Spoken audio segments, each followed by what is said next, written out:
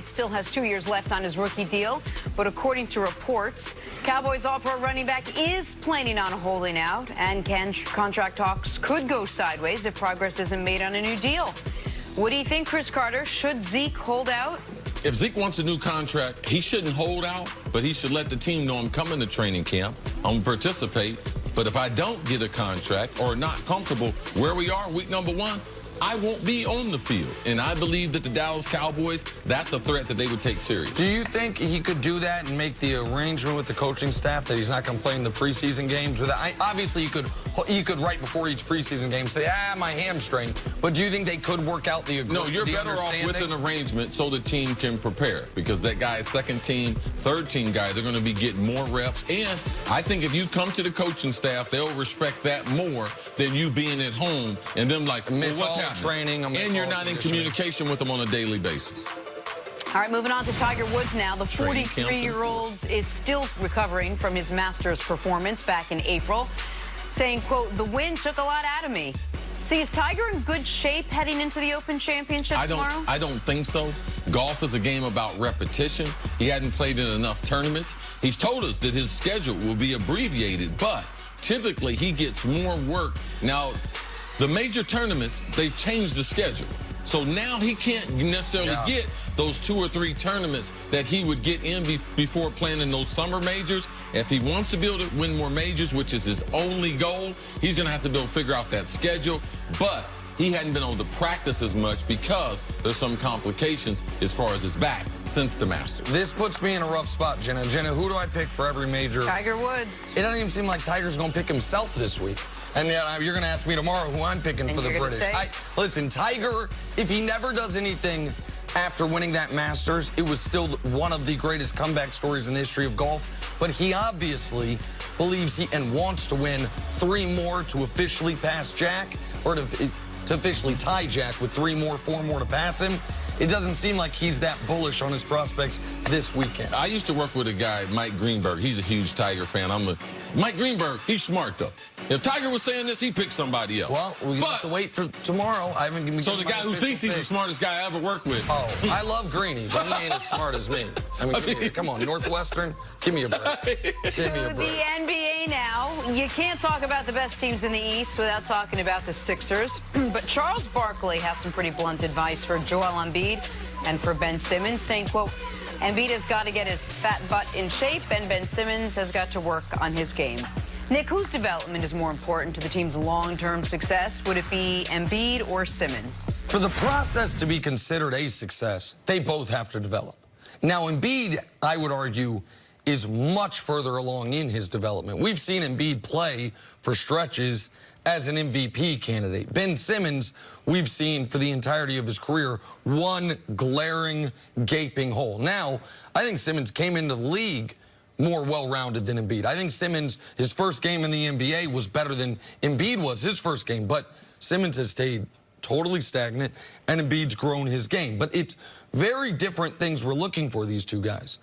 There isn't a part of Joel Embiid's game, aside from we'd like him to be a little more consistent from 3, but he's 7'2", so that would just be a bonus, that you really are worried about. It's why during the conference semifinals was he seemingly a game-time decision every game. He's got a stomach bug, and then you're worried about his body. Like, it's health, fitness, nutrition, overall wellness, and body weight. With Simmons, it's will he continue to be the least competent shooter in the entire NBA? So these are 2 very different things. For me, Joel Embiid's is, in theory, simple, but it is something athletes, non-athletes, just humans across the spectrum struggle with, which is, how do I stay at my ideal body weight, even if it's a huge part of what I do for a living? For Ben Simmons, it's, how do I take something that I've never been able to do that is incredibly critical, the only thing that matters to me, taking the next step in my career, and put in the work, and I think deal with the embarrassment of the work, which I think is a big part of this, to get to that next level. I'll say this, if the way they lost last year isn't motivating for each of them, then nothing will be. Embiid was crying. Ben Simmons, if he's better in that series, they beat Toronto. And maybe they think they're the champions, and the process is a resounding success. So for both these guys, there's plenty of motivation, and we'll see starting next season if it resonates for them. They both have to know it's a problem. Ben Simmons has to acknowledge that my shooting is holding this team back. Joel Embiid has to acknowledge that if I don't get in better shape and stay healthy and lose some weight, I'm going to continue to miss games because of it. That's the first thing they have to do, and I think you said it really brilliantly before. People can talk to them up and down until they realize that they've got to improve as people, as humans, as athletes. They're never going to do it. Yeah, the best ideas people have are the ones they come up with, or at least they think so. Because you're kids, you ask them, you tell them something, like, oh, no. Then they come up with it and like, oh, yeah, they have the energy to be able to do it. So for me, if it's going to stick with you, it has to be personal. It has to be internal. And that's the part where I believe that Joel Embiid, it's a lot easier to gain control of your fitness, to get himself at the proper weight. And I like that Charles Barkley, what Charles said, because I know Charles's career. Charles got cut by the Olympic team by Bobby Knight. Why? Because he was overweight in his personality. And then eventually he talked about Moses Malone, but that was later in his career where Charles got the fitness part. You look at Charles Barkley on the Dream Team. You look at those videos and you watch look how fit he is, how much he can raise off the ground and everything. Man, that's what Zion will look like at his best. But Charles is on to it. The fitness is a huge component. It's a lot easier than developing a jump shot. But for me, Ben Simmons, we talk about his shooting or inability to shoot or reluctance to shoot away from 10 feet because he's getting closer. Year number 1, 78% from 10 feet. Last year, 89%, 10 feet or closer. But to me, the problem is bigger. And to me, it's an attitude problem because I wouldn't have a problem with Ben Simmons if he was just a bull in a china shop. I'm going to play bully ball. I'm just going to play aggressive like I did that time, the night I dropped 31 on Brooklyn. Right after Jared To me, Dudley it's an attitude. He doesn't take the court and doesn't play like a guy that doesn't have a jump shot. Where I got to get to the paint. I'm going to use my size, force over everyone on a regular night. Play like Draymond Green. He don't play like that. He plays laid back and everything. So for me, that's the bigger problem than the jump shot because he can survive without a jump shot. He's an all-star. But can you continue, be on the court, be one of the best athletes, and not know that? You said Draymond Green. How about this? What about play like early Derrick Rose? Derrick Rose, damn near a foot shorter than Ben Simmons, at least 8 inches shorter.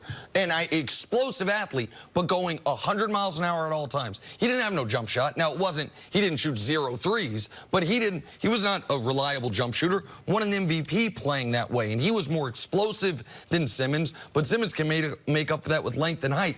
Right now, Ben Simmons, when he came into the league, was the consensus #1 pick. And then he misses the year with the redshirt year with the injury. And then his rookie season, his stats are, as I like to say, damn near one of one in NBA history for rookies. And people such as myself said, wow, what is this guy going to be when he learns to shoot? Didn't LeBron James call him like the baby king? A young prince. Young prince. Like, listen, there was, and I don't know if this is what beget what here. But there are now, all of a sudden, a lot of questions about Simmons. His motor during the game. How much of the celebrity lifestyle does he indulge in, and how much is that more motivating than the actual game? And how much does he want to work on the things he's not good at? Because between his first and second year in the league, he didn't. Or at least there was no discernible evidence that he did. He just got paid as if he will. Now we'll see if he will. One of the things that in talking to my peers, that they used to always give me credit. And they say, Chris, man, you'll do the ugly stuff. You'll do the stuff that people don't like to do. You'll do the training. You'll do the film study. You'll go across the middle. You'll block. You'll do those things. See, Ben Simmons, I don't care what LeBron says, young prince, because if you don't develop a jump shot, you're just a toad, bruh. You're a 6'10" toad. It might look good and everything, but he needs to be able to bring that to the basketball court, that jump shot. He doesn't have a routine. I go to a lot of Sixers games. He don't have no shooting routine like the scorers we do, the Steph Currys, the Kawhi Leonards, guys who score the basketball. Ben does not have a routine, and I know people are talking to him about it. Is he into the lifestyle and the benefits of the lifestyle compared to being an evolved player? And that's the question. What's going to be his attitude moving forward? To me, it don't matter. If he don't develop no jump shot, it ain't going to matter to me. I don't want to be right in this. I just like to see the best develop so that we can see the best out of their athletic ability. Maybe LeBron sits down and talks to him. Maybe he would respect him. I don't know. I kind of like Baby King. Then I can say it again. Baby King? Baby King. You just made that up. I know. It was cute. Baby. Coming up, are the Lakers about to be the second favorite team in L.A.? That's next. If he is a Baby King, that means he's a prince, right? Baby King. Young Prince. I get it. Yeah. I just...